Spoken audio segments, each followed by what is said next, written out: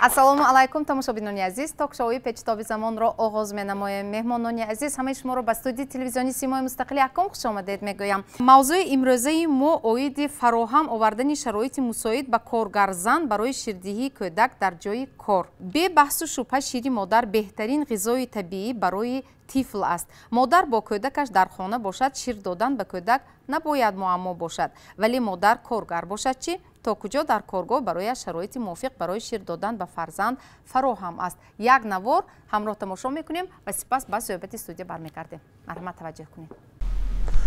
Ман ду фарзанд дорам. Ман вақте ки фарзанди колония машмоа буд, шароитам вазбин буд, кор ба бромкам ҷои кор ҷиғ задан, локин шароити фарзандама мондан набуд ва шир мехӯрд. کار برام گم و شیر میخورد خیلی مجبور شدم شرایطم وضبین بود از شیر برآوردم کار برفتم خوشدامنم نگاه کردم و فرزندم بسیار سرکسل شد همین سبب این فرزندی دویمم 1.5 ساله حاضر باز کار میبرم دیگه من باز اینا شیر میخورد اینا از شیر برارم و اکوش بایم با کسل میشد گفته من حیران من دو دیله چو کنم نمیدونم. این مشکلاتی نه تنها قهرمانی گزارش ما بلکه اکثریت کارگرزنانی که کودک شیرمک دارند به این حالت دچار میشوند. این زن پس از تولد با مشکلات اقتصادی روبرو شد. اگر کار رود و کمتر مبلغ به دست آورد کودک شیرمکش در خانه میماند. در کارگاه باشد برای مادر امکانیت شیردهی به فرزند موجود نیست. بعضی جاهانده های بعضی جاهانده که نمیدونم.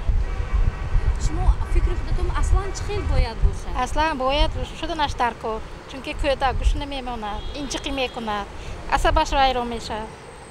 آره وقتش بخویدنش در کار. نه نیست. مغازندی هم نیست در شرایط. کارخانه هندی هم نیست.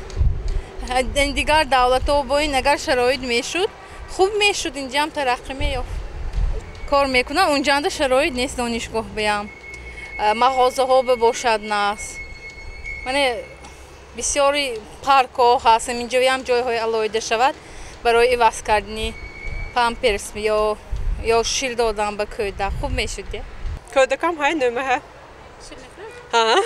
شرایطش مهیا است در خونه در کارخانه نکن در خانه ابزارتونه وای های شرایط های اکو کارخانه ولی من ولی که جمع نمیدونم کارخانه اکثریت جوانزنانی که کارگر هستند و کودک شیرخواره دارند سری انتخابند یا کار یا تامین غذایی سالم برای کودک. هر دو را در یک وقت اجرا کردنشان غیر امکان است زیرا در بیشتر کارخانه ها برای مادران جوان امکانی شیردهی برای کودک نیست. بیشتر زنان به جای انتخاب نگاهوبین کودک در خانه به کار رفتن را اولاتر می‌دانند زیرا کار مبلغ می‌دهد و شرایط زندگیش را بهتر می‌سازد. در همین حال دکتران میگویند طفلی که بسیاری از شیر مادر نچشیده است بیشتر بیمار می‌شود زیرا تنها شیر مادر کودک را از بیماری‌ها حمایه می‌کند و باعث خوب انکشاف یافتن ارگانیسم او می‌گردد. غذای شیر مادر غذای اساسی غذای سالم به حساب می‌رود. چون که ترکیب شیر مادر بوی از ویتامین میکروالمنت ها می باشد. برای همین هر یک دکترای مثال اویلوی ما توصیه میتیم که اول شیر مادر کودک باید شیر مادر استعمال کند.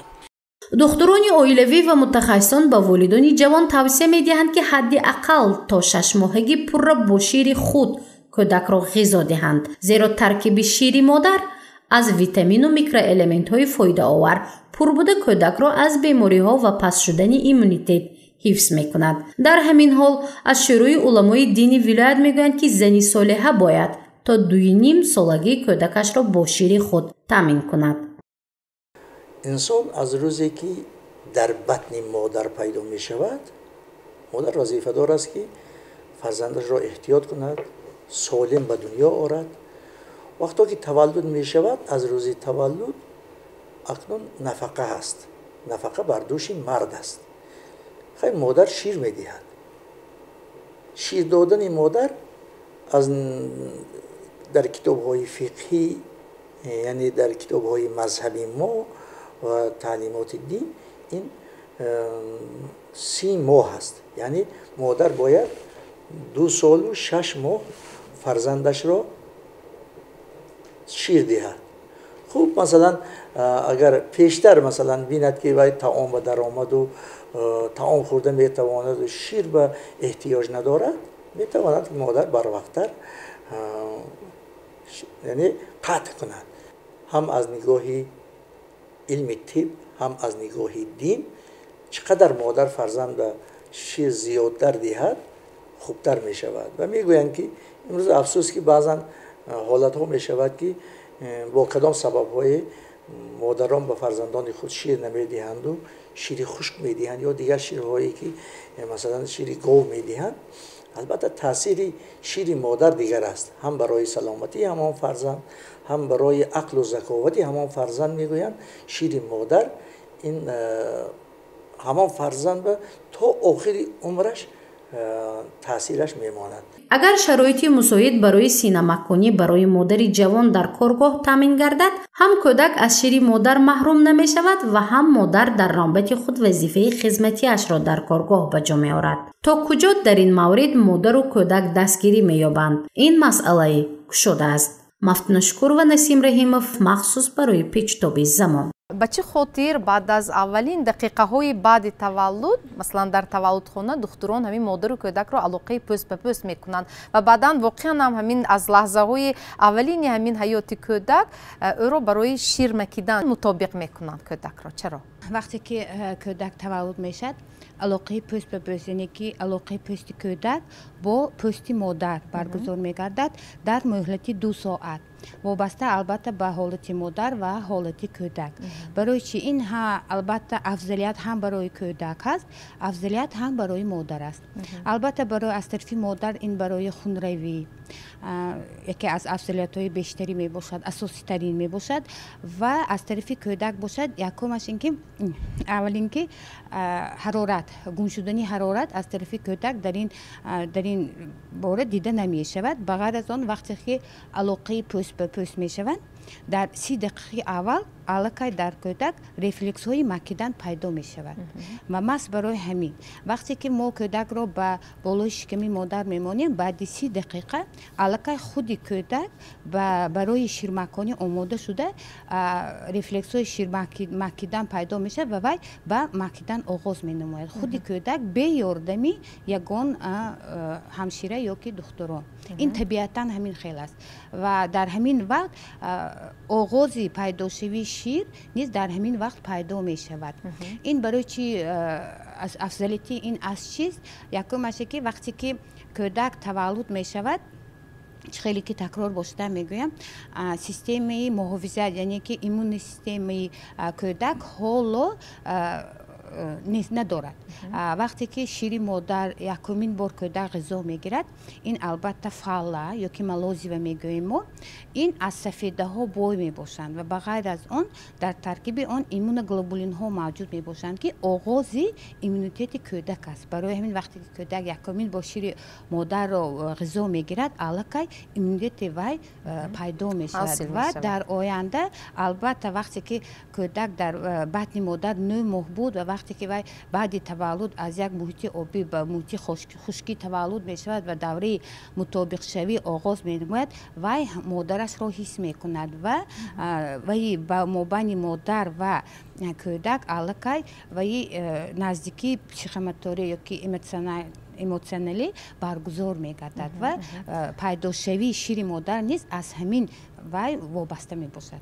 دکتر وقتی که با مادران هم صحبت میشید بخصوص مادران جوان اهمیت شیر مادر رو به آنها هم میفهمونید شما؟ البته وقتی که ما هم صحبت میشویم به خانه نوزادان به خانه کودکان میرویم و تشریف نوزادان میکنیم بعد هم تاثیر شیر مادر منفعت‌های شیر مادر به هم کودک و هم به هم مادر ما همیشه فهمونده میدیم.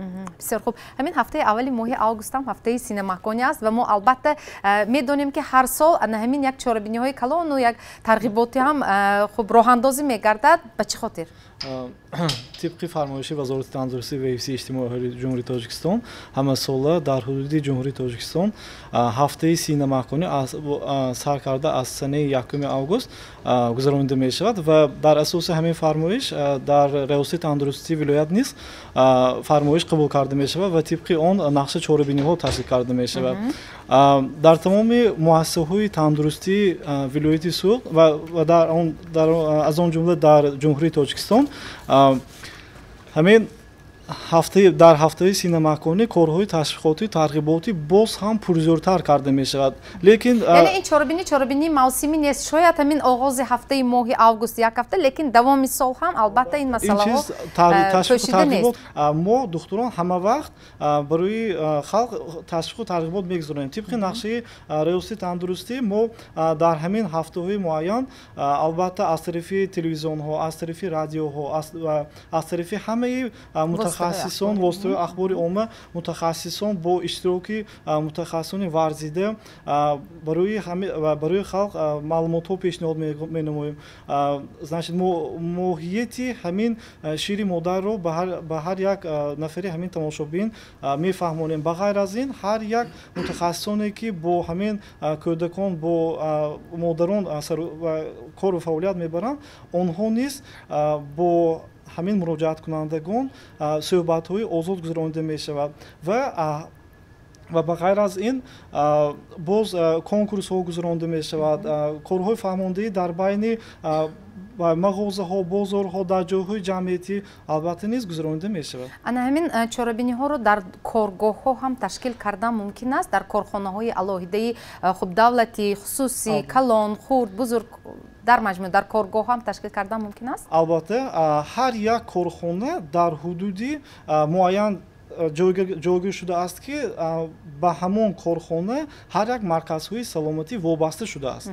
وقتی که اگر در همون کارخانه زنهای حامله‌دار و زنها حامله‌دار و زنهای کودکدار اگر کار فعالیت می‌برده باشند البته شخصی مسئول از مرکزهای سلامتی وابسته میشد و در روزهای معین رفته میتونند اویدی همین سینه مکانی و محیط شیر مادر معلومات‌های ضروری پیشنهاد کنند. فهمید. تشکر. سلامت باشید. اینجا یک مادری جوان هم نشستن. فرزانه مرحمت، شما چند فرزند دارید؟ من میدونم، برای تماشابین گویید.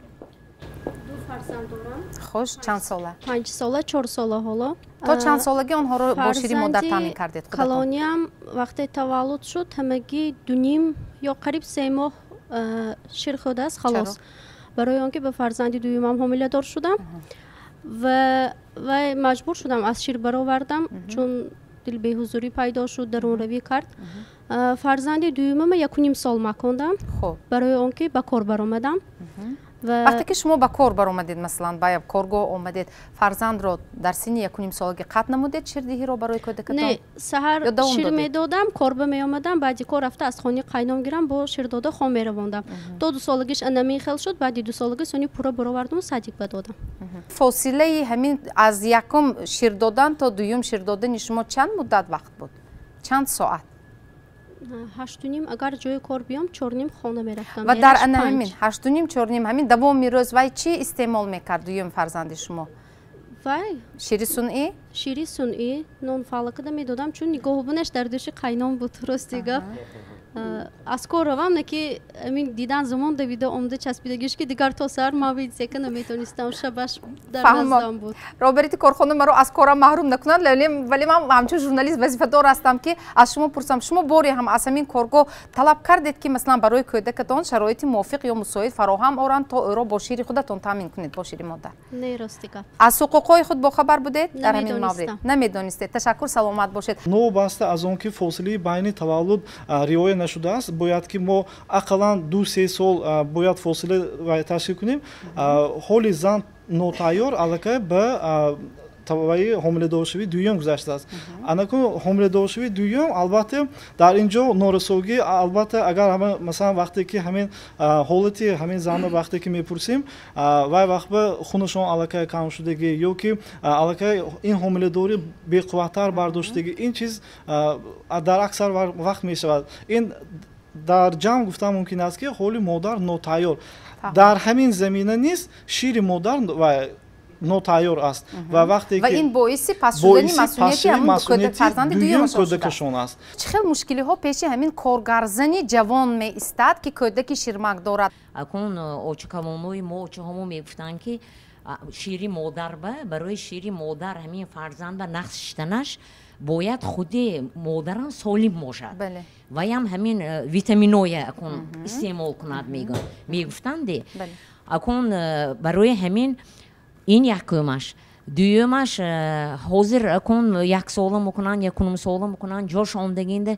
6 моҳа бошадам ҷои корама гум накунам гуфта модаро кор мебирам ин ҳолатҳое мо акун ҷамъиятчи ки ҳаем мо ин ҳолатҳое мушоҳида кардагӣ ҳамон ба чо каранд дар кор барои он ки ҳамин фарзанд шири модараша вақташ ба истеъмол кунад новобаста аз шакли моликият коргоҳ ба мо бояд тамоҳои дастгирӣ кардан омода кор ман намиқадр соли кориҳомо мо худомо саноатчӣ ки ҳаем саноат ин вазнин кораш бо вуҷуди ҳамин ҳамеша вазифамо ҳамин корфармова мо ҳаракат карда мефаҳмондем ки ҳамина дастгирӣ кунем ва дастгирӣ ҳам меёфт дастгирӣ меёфт имрӯз чӣ хел ҳамин шароит акун имрӯз корхонаҳои саноатӣ акун корхонаҳои саноатӣ ва ман масалан ани худомои дар назар дорам ки мо то ҳозира ҳамина дастгирӣ карда омдем то ҳозира то омдаме ки ҳозир акун бо сабабҳои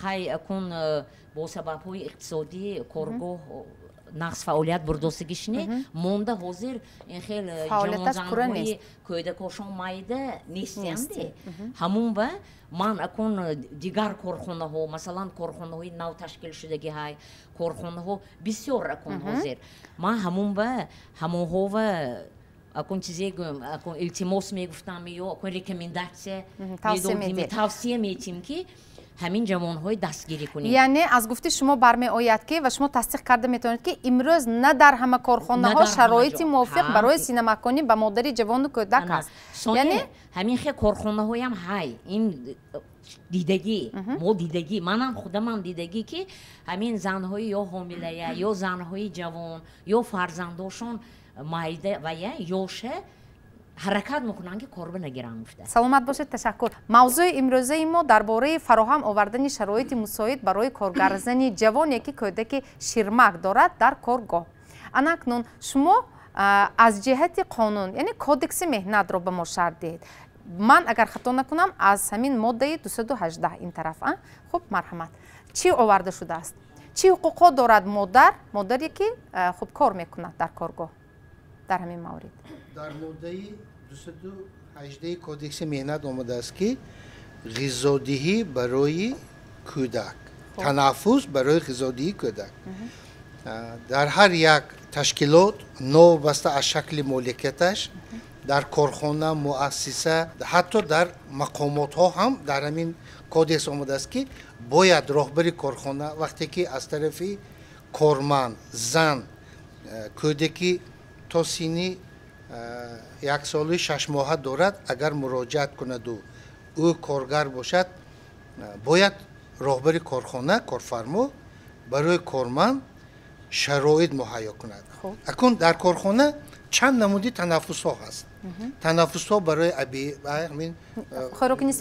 хӯроки нисфи рӯзӣ танаффусҳои баставӣ ҳаст махсус ҳаст ва қонунгузор мегӯяд ки барои корманде ки ҳамин корманде ки зан ғизодиҳӣ агар ҳам дар корхона ташкил карда шавад дар ҳар 3 соат ним соат бояд барои ҳамин корманд шароит муҳайё карда шавад агар аз хонашон ягон кас ҳамон фарзандашонро кӯдакашонро биёранд корхона корфармо бояд шароит муҳайё кунад барои ғизодиҳии ҳамон кӯдак агар ҳамин хел шароит набошад корманд ҳуқуқ дорад дар як рӯз 1 соат барои корманд агар барои як фарзанд ним соатӣ 2 маротиба 1 соат агар 2 фарзанд зиёд бошад агар барои ҳар як ғизодиҳӣ 1 соатӣ барои ҳаминам агар мо ҳамин як кӯдакат ба назар гирем корманд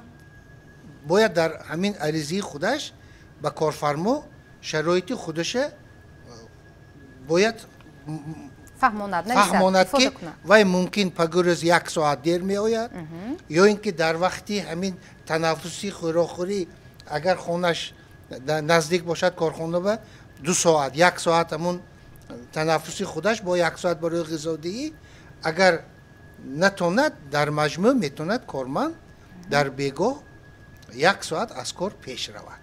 بینندگان عزیز با دیگر شبکه پیوست نشوید با شرکت تلویزیون و رادیوی سیمای مستقلی یکم بمانید لحظه رکلامه. بینندگان عزیز شما تاکشوی پیچتابی زمان رو تماشا کرده ایستادید و موضوع صحبتی امروزه ما فراهم آوردن شرایط مساعد برای کارگرزنی جوان که کودکی شیرمک دارد در کارگاه. اتفاق کسبه ما میدانیم که واقعا از حقوق مهنتکشان حمایت میکند و بوری هم در اون کارگاه خورد است بزرگ است چه خیلی ساحه که نباشد شاید یگان مراتبه همین خیلی از جانب کارمند مراجعت شده است که وابسته به همین موضوع امروز حقوق وی پایمال می شود در کارگاه. من اینجا حاضر گفتند که نه در همه کارگاه رعایت میگردد. خب مرحمت. درست. قانونگذار در کودکس مهنت خصوصیت های تنظیمی مهنتی زنان و شخصانی دارای عهدهداری عائلوی را معین کرده است.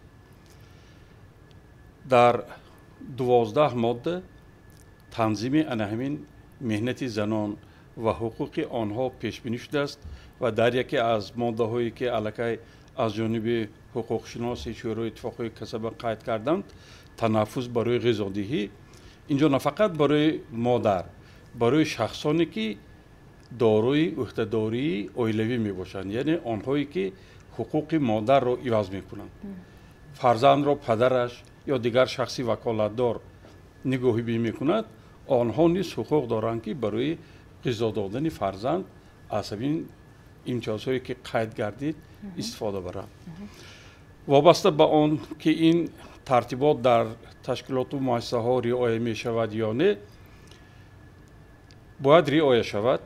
پیش از همه غیر از این آن طلبات هایی که در کودکس مهنت آمده است از جانب راهبران تشکیلات و مؤسسه هنگام وارد گردیدن عریضه از جانب کارگر باید مهیا کردن شرایط برای غذادهی کودک حتما اجرا گردد و در ماده 364 کودکس مهنت آمده است که نوابسته از شکل تشکیلی حقوقی کارخانه هنگام رعایت نگردیدن طلبات های کودکس مهنت نسبت راهبر کارخانه تدبیر اندیشیده می شود و آن به جوابگری کشیده می شود. تا هنوز هم یگان مراجعه که امروز درباره تشکیل نکردن حجره علاقه برای غذادهی به کودکان از جانب تشکیلات و مؤسسه وارد نگردیده است لیکن ما نوابسته از آن که به ما عریضه وارد می شود نمی شود در تشکیلات های ابتدایی در کارخانه ها وقتی که نماینده های ما تشریف می آورند وابسته به این مسئله همه وقت نظارت را برده ایستادند. فهمو از نماینده خود کارخانه ها میپرسیم مرحمت کسی خواهشمند فکر خود را گوید مثلا در کارگاه شما برای مادر و کودک چه شرایط فراهم است؟ البته کارگاه ما نیست کارخانه صنعتی است یکی از بزرگترین کارخانه صنعتی که در آن نزدیک 800 نفر کارمندان فعالیت میبرند و از آن زیاد از 80% زنان و دختران میباشند و بنابراین بین آنها مادران کودک شیرمک داشته هستند؟ البته هستند بسیار نه سالهای پیش 10 سال 15 سال پیش گیریم مونده تا 300-400 نفر این خیلی مادرانی که در رخصتی حامله‌داری یا نگاهبینی فرزند بودند بر وقت‌تر میبرامدند یا نه حالا باشد همگی 15 نفر در فرصت که رفت اما کلان شد فرزند کلان شدند ولی نوابسته از این کارگاه برای مادران جوان البته هم طلبات‌های پیش بینی شده طبق کودکس مهنت البته تیار پیشنهاد کردگی ولی بسیار کارمندان ما کارگاه ما که صنعتی است بنابراین شاید باشد که بعد 1.5 سالگی یا 3 سالگی فرزندانشان بعد به کار شروع میکنند و نشده است که از این پیشتر به کار برایت یگان می شود و در حالت مراجعت کردن یا عریضه پیشنهاد کردن برای غذای سالم دادن برای فرزندان مراجعت کردن این حالت شده بود корго албатта дастгирӣ кардам. Масалан то ҳадди имкон модар метавонист хонаш тезтар рафта, хонаш наздик буд, ғизои солим дода фарзандашро сер карда ба кор фаъолият мебурд. ё ин ки ҳолате буд ки барвақттар аз кор мерад ё дертар ба кор мебиёяд.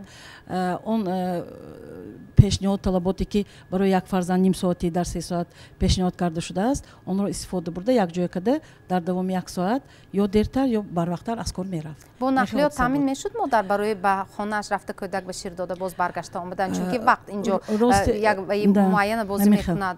рости гап модароне ки муроҷиат кардан худошон соҳиби нақлиёт ки будам, чи зарурати муҳайё намудани ин шароит набуд. фаҳмо. дар корхонаҳое ки шумо фаъолият доред, унҷо чӣ хел аст дар коргоҳ шароит барои модару кӯдак? ва иттифоқи касаба чӣ хел мусоидат карда метавонад барои бартараф намудани баъзе монеаҳо? ман соҳаи худамонро гирам, соҳаи фарҳангро агар муроҷиати хаттӣ шавад, албатта аз тарафи роҳбари корхона шароит муҳайё карда мешавад. чӣ хеле ки мегӯянд комната матери ребёнка пеш ҳамин хел мегуфтанд, ҳамин хел ташкил карда мешавад. мана ҳозир муаллима қайд намуданд ки мо хай фаҳмидем, қайд намуданд ки дар ҳолати таваллуд намудани фарзанди дуюмашон муаллима аз манфиатҳои худашон бархурдор нашуданд, яъне ки аз истифода набурданд, яъне ки муаллима намедонистанд манфиатҳои худашон, ҳуқуқи худашонро намедонистанд. барои ин муамморо бартараф кардан мо ҳама вақт мана кормандони иттифоқи касаба ҳаракат мекунем дар раёсати пленумҳои худамон, дар семинарҳои худамон, ё ин ки ба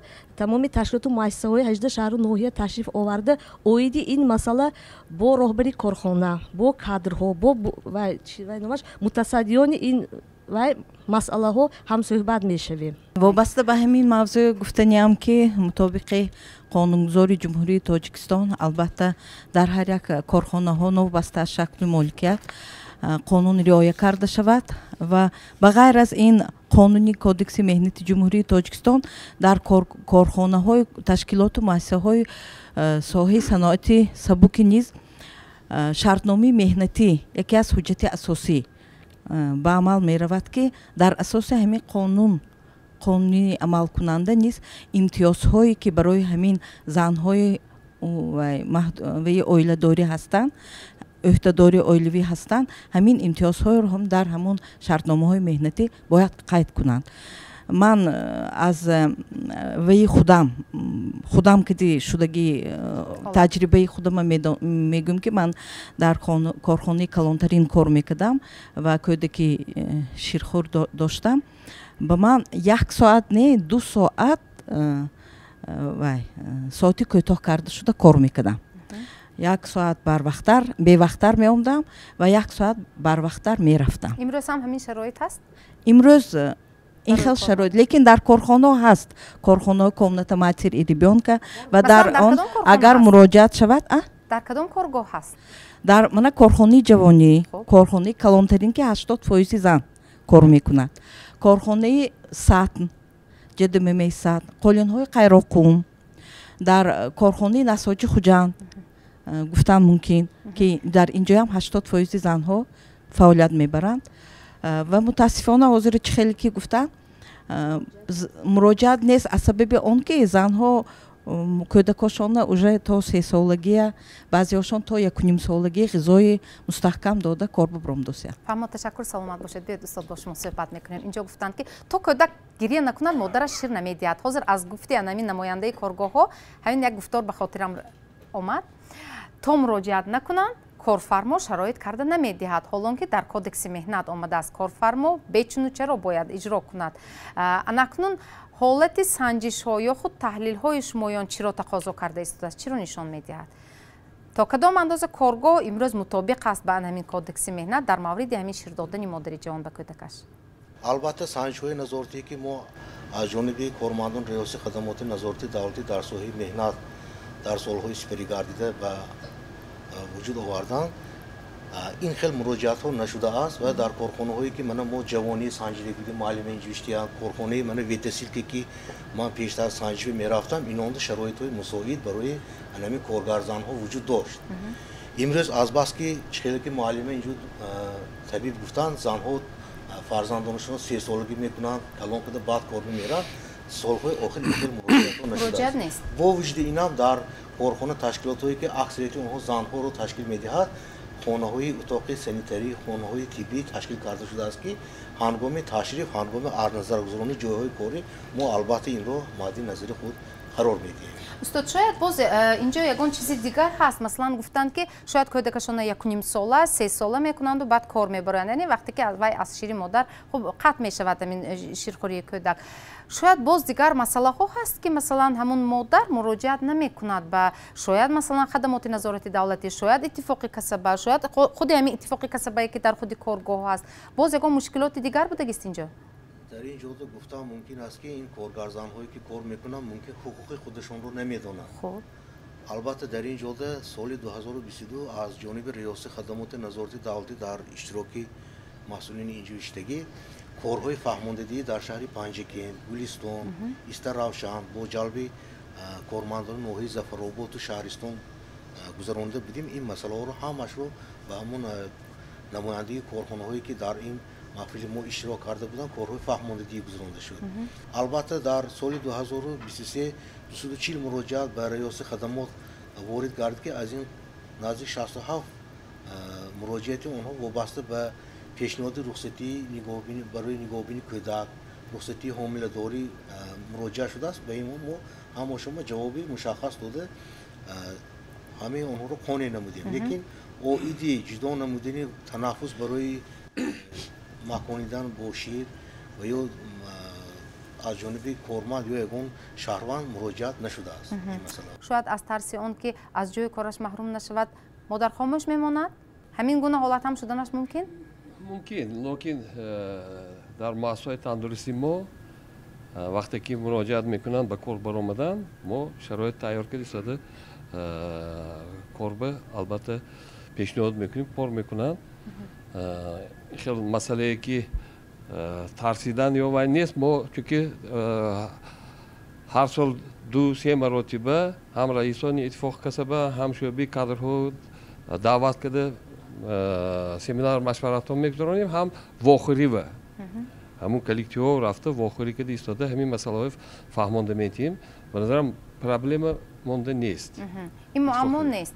مثلا همین دکتر طبیب یا کارمندانی همین همشیره های تیپ خود آنها هم جوان هستند، آنها هم کودک دارند، کودکی شاید شیرمک خرد هم دارند و با انسان با آدم سر و کار میگیرند. برای خود آنها مثلا شاید در مرکزهای سلامتی خودی در بیمارخانه ها هست همین گونه شرایط. باری هم خود شمایان سنجیده اید، مثلا شما همچون نماینده اتفاق کسبه ساحه تندرستی یا اینکه خود شما که کارمند تولدخانه هستید و اکثریت کارمندان خود شما هم زنها هستند، خب کدام از شما اندیشه خود را میکنید؟ بیشتر همین حالت ها و وقتی که زنها مراجعت میکنند گرافیکی ناپوره، ساعتی کاری ناپوره، 05 واحدی کاری که ما میکنیم پیشنهاد میکنیم برای همین و شرایط پیدا میکنن که هم کار کنن قسمت هم رفته زیر کنن فرزند خودشون به نگاه میکنن. یعنی رژه کاری ناپوره گفته ایستادن اینجا، این درست است از روی قانونگذاری و یگان جوابگری پای خود ندارد؟ پای خود ندارد. وقتی که کارفرما 2 ساعت یا 1 ساعت مقرر میکند و مزد مهنتش پرداخته شونده حساب میشود. برای همین هم قانونگذار مطابق ماده 218 کودکس مهنت بند 2 میگوید که در اساس عریضه انمو شهروند کارفرما وقتی که عریضه‌اش رو میگیرد برای در اساس عریضه مطابق به وای برای تنفس وقت جدا میکند با خواهش کارمند میتواند گوید که من همین وقتی که شما به من جدا کردید من 1 ساعت کارو دیرتر میبینم یا 1 ساعت بر وقتتر میرم. نه اگر وای باشد همون چهره که استاد اینجا گفتن کودکش بیارم همینجا نیم ساعت برای مکاندنی کودک وقت جدا میشد و اون پرداخته شونده میباشد.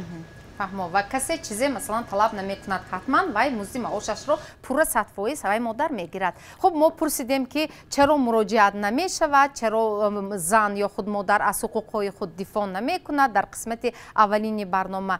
خب اکنون من پرسیدنی هستم که شاید امروز از آن خاطر که واقعا هم زن که خودش حقوقش نمیداند یا اینکه مراجعت نمیکند و کوشش میکند که کودکش را از شیر برآورده نوبسته از آن که وای 6 ماهه است، 1 ساله است، 3 ساله است، خب از شیر میبرد بعد به کارخانه به کار می آید. شاید ضرورت تاسیس دادن همون خانه مادر و کودک هم در کارگاه ها نباشد که امروز یکون جای بحث هم نیست. درست گفتید معلمه، لیکن از نقطه نظری تحلیلی به این مسئله نظر افکنیم. یک شاخه این مسئله وابسته به سطح زندگی مردم است. سالهایی بود که زنها بعد از تولد حتی نوابسته از آن که تا سنی 3 سالگی حقوق در خانه رخصتی بیمزد کردن و نگاه بینی کودک مشغول شوند میخواستند برای بهتر کردن شرایط زندگی خود بعد از 1 سالگی فرزندشان به کار پیوسته می شدند و آن غمخواری های دولت و حکومت تاجیکستان که سالهای آخر نسبت مردم تاجیکستان شده ایستاده است و زینه به زینه هر سال قریب که زیاد گردیدن مزد مهنت کارمندان با آن وادار می سازد که زنها فرزند خود را برای سالم و بردم تربیت نمودن از آن حقوقهایی که دولت کفالت داده است پوره استفاده میبرند. اگر گپ درباره سالمی و ناسالمی کودک یا اینکه غذایی که آن گرفت به روحان و جسمان آب و تاب یافتن آن تاثیر داشته باشد، ما امروز از دستاوردهایی که جوانان دوران استقلالیت در چاره‌بینی های ورزشی به دست آوردن با افتخار گفته میتونیم که جوانهای ما جسمان پرزور هستند. یعنی معنای آن را دارد که آنها همه آن غذایی که لازم بود گرفتند. خب تشکر، سلامت باشید. اکنون یک چیز دیگر کسی خواهد مرحمت اختیار دارد جواب گوید. امروز خب حاجی داملا اینجا بسیار خوب گفتند از شریعت دینی مبین اسلام یادآور گردیدند که در تعلیمات دینی مبین اسلام آمده است که کودک تا 2 ساله و 6 ماهگی خب حق دارد که شیر مادر با شیر مادر تامین باشد. اکنون امروز پوشیده نیست، هستند بسیار هستند مادرانی که محض برای آن که به کار برایند آنها با همین سبب شیر دادن رو قطع میکنند به کودک خودشان. از همین گونه حالتها شما با خبر هستید؟ به نظر من وای مادر کو برای کودک خودش کوشیدنش در کار، مسئولیت است که دنش در کار که کودک سیر غذا باید رسد تنو جانش سرخ شود. همین.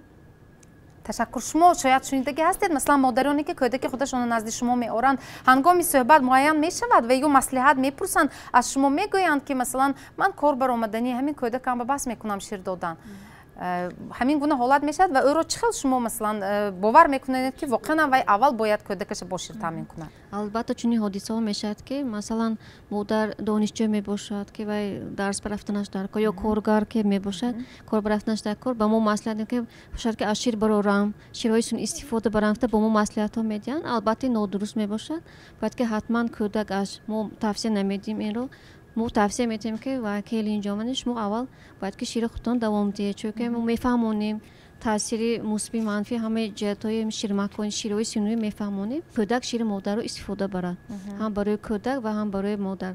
ما مثلا توصیه میدیم اگر وای ساعت کاریش مثلا یا درصد 400 500 و میتونه شیرش رو جوشیده رفته مثلا خوشدومش مونده رفته شیرش رو دیگر نه تا چند ساعت وای شیر جوشیده تا 8 ساعت تا 8 ساعت و ترکیبش ویران نمیشه. شیر مادر و میتونه شیرش رو جوشیده رفته مونده برای خوشدومش. لی اگر نتواند اگر خوب میشه تا مباینه همون ساعتی درسش به اومده شیر کودکش رو شیر دهد.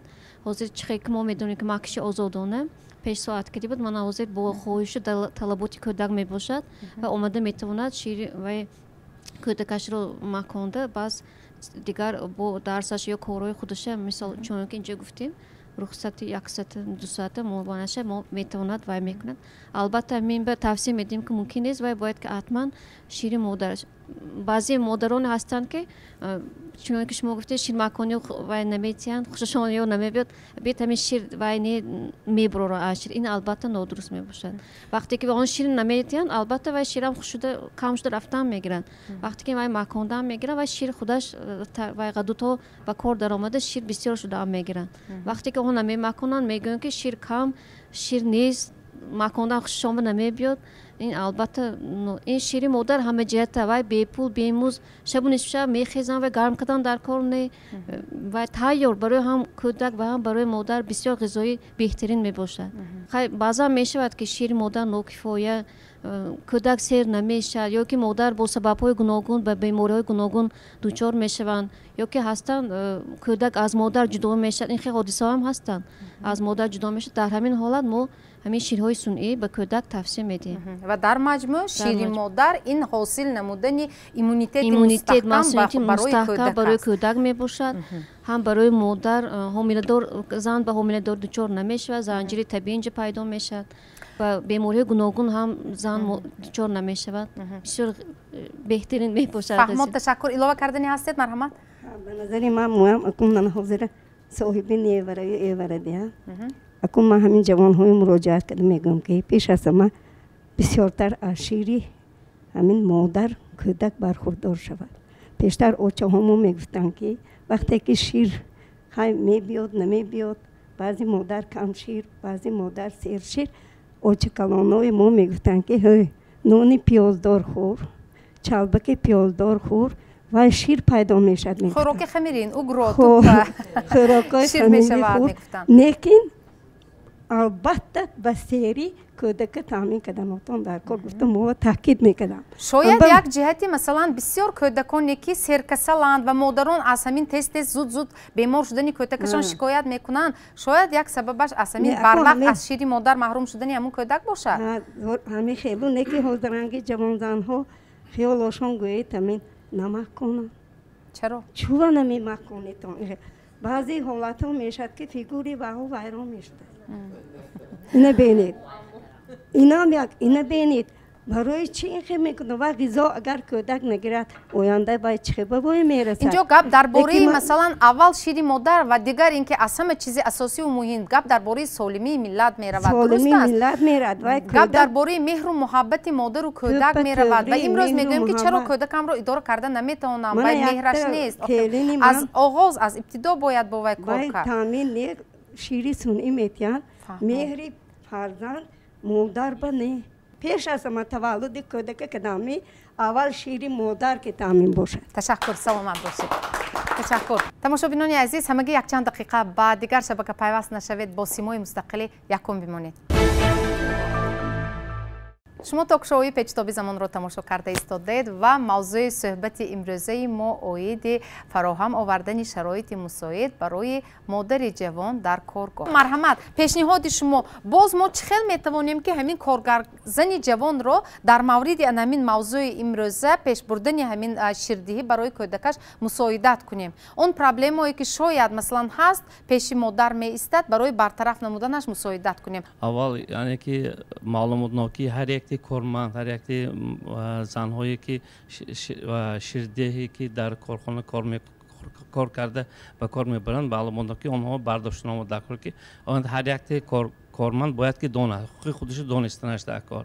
غیر از این هر یک کارخانه هم راهبری مؤسسه باید که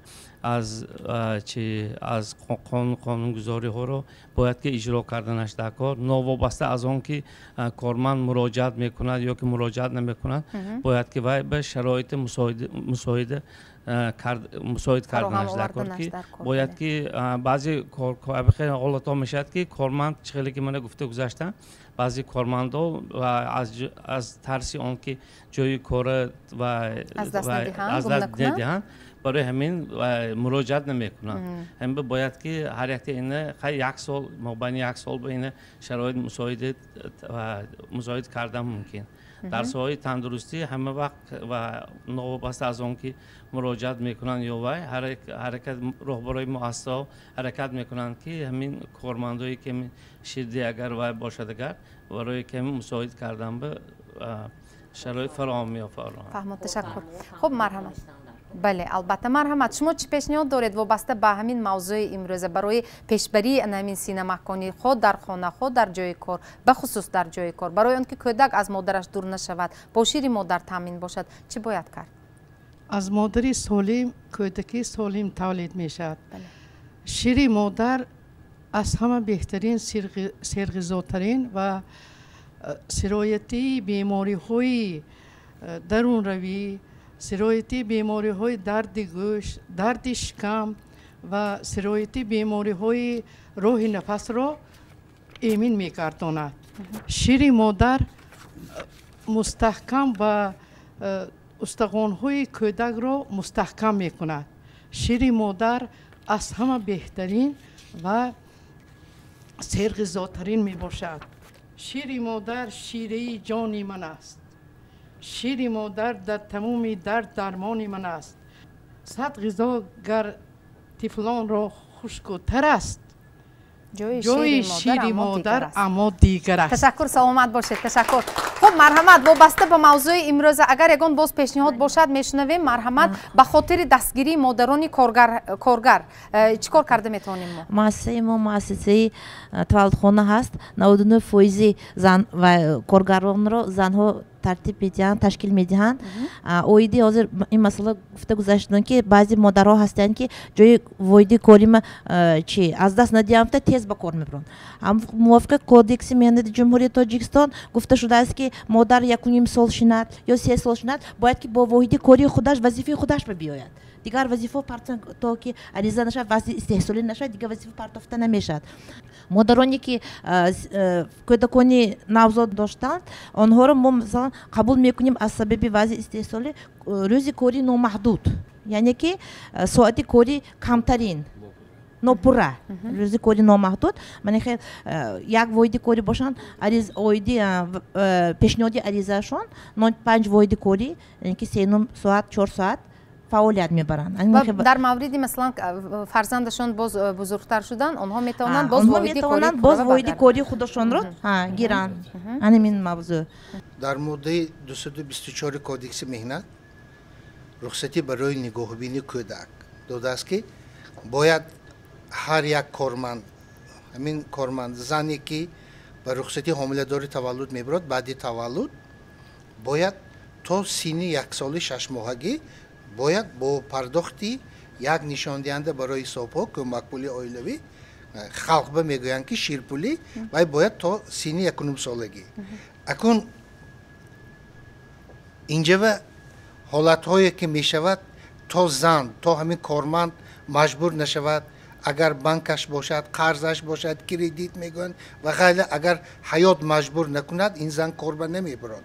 وقتی که همین زن کار به که برآمد ما از راهبرای کارخانه کارفرمایان خواهش میکردیم که همین کارمندای جای کارشانه هم تامین کنند، کارمند نهراسد، از امتیازهایی که وای به پیش بینی کرده از قانونگذار محروم نکنند. من خیلی که اینجا به صاحب بافندگی معلومه گفتن قانونهای غیرقانونی به سالهای قبلی 2 ساعت میدادند. برای چی؟ قانونگذار 1 ساعت پیش بینی کرده است. من کارفرما یک جای با اتفاق کسبه در شرطنامه کلکتیوشون همونه همراه کردن. برای چی ما امروز نمیتونیم؟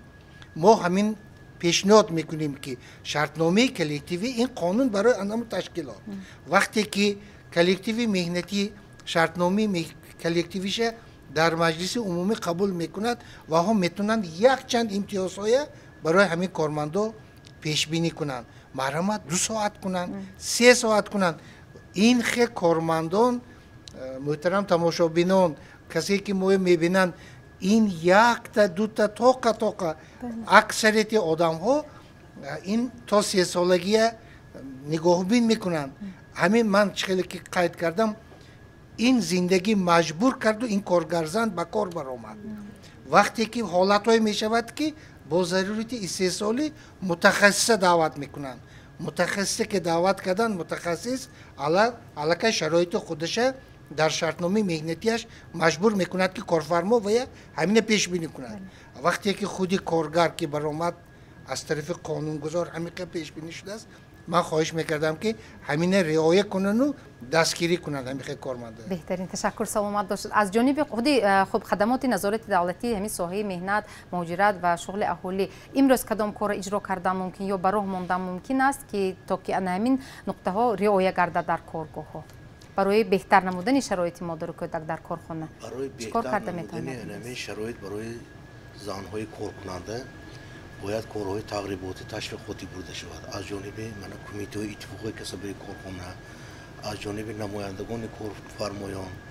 چهل که ما گفتم سمینار مشورت هایی که ما میگذرونیم این کارهای فهماندهی و میخواستم که همینا ما مراجعت هم کنند که این اون کارخانه شرایط مهیا نیست است و در حالتی که شرایط مساعدی به خاطر مهنت و یا برای همین زنها برای عموما کارمندان از جانب کارفرما در حالت مساعدی مهنت رو فراهم نآوردن، اما میتوانیم نسبت اون کارفرمایان مطابق کودکس حقوق غیرقانونی ماموری ماده 94 قسم 1 دی پرونده حقوق غیرقانونی ماموری آغاز نماییم.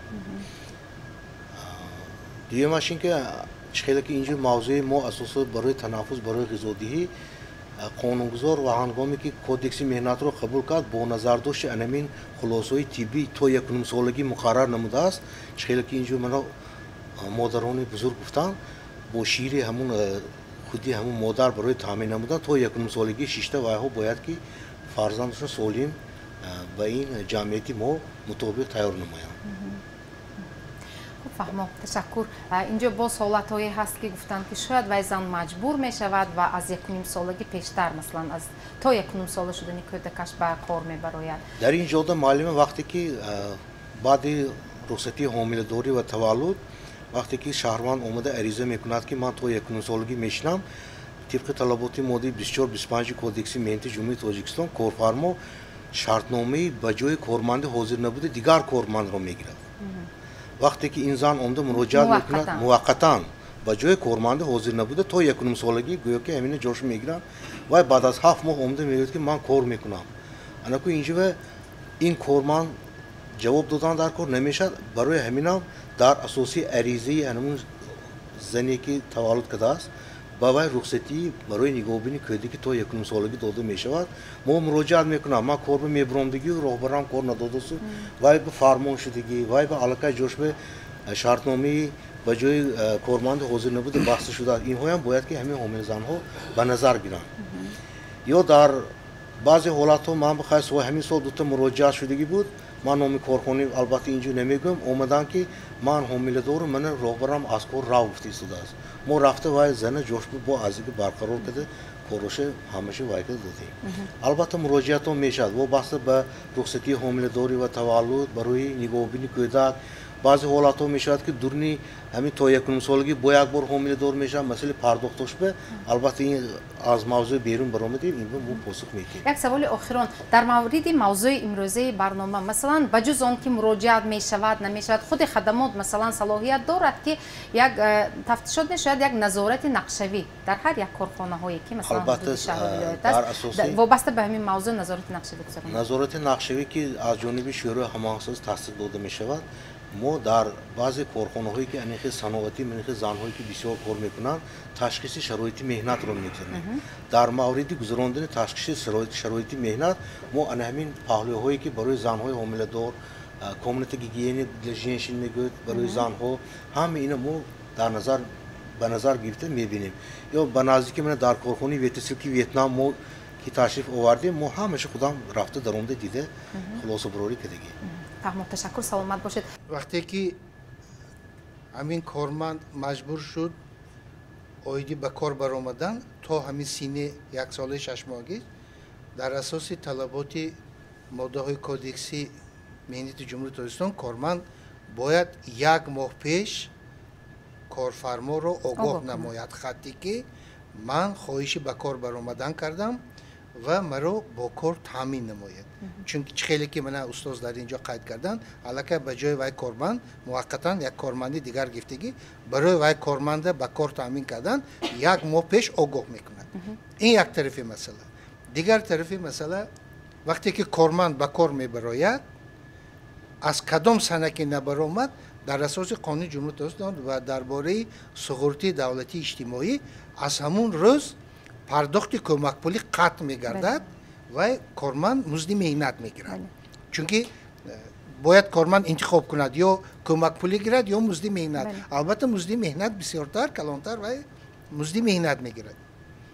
فرض کردیم که همین کارمند 3 ماه کار کرد 4 ماه کار کرد شرایط کارخانه همین برای غذایی کودک تشکیل کرده شد می یا اینکه کارمند فرزندش آورده بوده مکان با آوردن همین کارمند 2-3 مرتبه بیمار شد خیلی البته چی باید کرد البته در اویله بحث ها پیدا می شوند ممکن شوهرش میگوید که کار نکن یا خوشدامه میگوید که کار نکن خیلی این زن مجبور میشد که کارش قطع کند نمیشه سوال وقتی که کارمند کارش قطع میکند و حقوق دارد از همین روزی قطع کردنش با کارخانه مراجعت میکند اما کمک پولیشه تا سینی 1 سال 6 ماهگیشه با ادامه میتید میگیرد تشکر سلامت باشید خب من فکر میکنم که پیش از خاتمه برنامه فرزانه جان ما هم الکای میدونند و الکای به خلاصه اومدند که کی در کدام حالت چخیل باز